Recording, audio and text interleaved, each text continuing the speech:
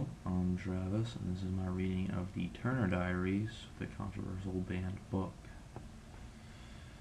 October 13th, 1991. At 9:15 yesterday morning, our bomb went off at the FBI's national headquarters. Our worries about the relatively small size of the bomb were unfounded. The damage is immense.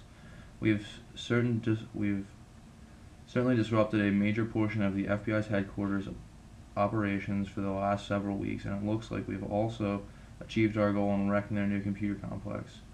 My day's work started a little before 5 o'clock yesterday, when I began helping Ed set up the mixing and heating with oil and ammonium nitrate fertilizer with the Unit Eats garage.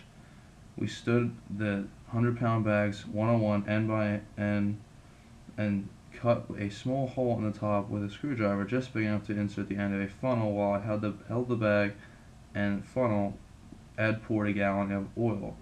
Then we slapped a big square of adhesive tape over the hole, and I turned the bag over and to mix the contents while Ed refilled his oil can from the feeder to line their oil furnace. It took us nearly 3 hours to do all 44 sacks, and the work really wore me out. Meanwhile, George and Henry were out stealing a truck with only 2.5 tons of explosives. We didn't need a big tractor trailer rig, so we decided to grab a delivery truck belonging to an office supply firm. They just followed the truck. They wanted our car to make a delivery. When the driver, a Negro, opened the back of the truck and stepped inside, Henry hopped in after him and dispatched him swiftly and silently with his knife. Then George followed the car while Henry drove the truck to the garage. They backed up as Ed and I were finished our work.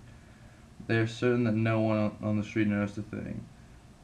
It took us half an hour to unload the ton of mimeograph paper and miscellaneous office supplies from the truck, and then to carefully pack our dynamite bags of sensitized fertilizer in place. Finally, I ran a cable and switch from the detonator through a chink in the cargo area into the cab of the truck. We left the driver's body in the back of the truck. George and I headed for the FBI building in the car with Henry following in the truck.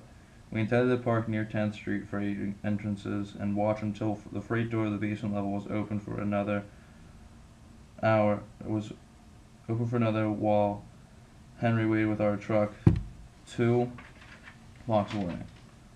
We would then give him a signal via walkie-talkie as we drove by the building. However, we saw that the basement entrance was open and one was in sight.